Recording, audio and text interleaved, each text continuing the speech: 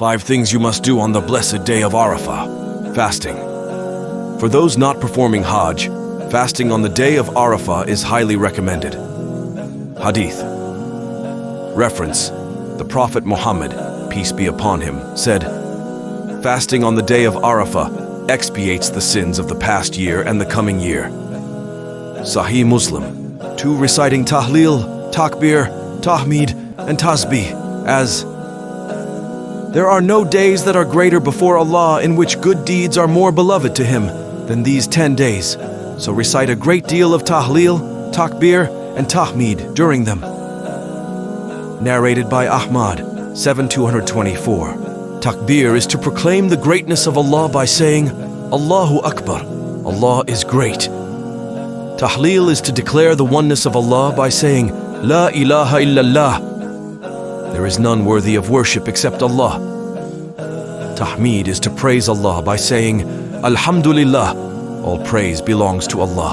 Tasbih is to glorify Allah by saying, "Subhanallah, glory be to Allah." 3. Supplication, dua. The day of Arafah is considered the best day for making supplications. Make lots of supplication on this blessed day.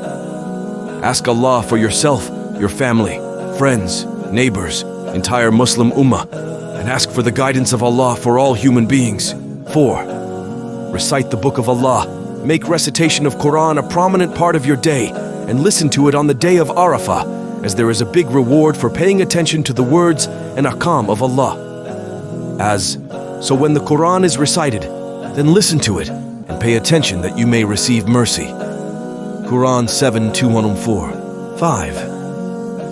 Engage in charity and good deeds on the day of Arafah. You can help poor people by giving them food and monetary help, help in preparing meals, help around your house and community. We all know that hadith in which Prophet Muhammad, peace be upon him, says, "To smile in the face of your brother or sister is an act of charity." So these are 5 things you must do on the day of Arafah. We'll meet you in the next video soon. Till then, may Allah protect you.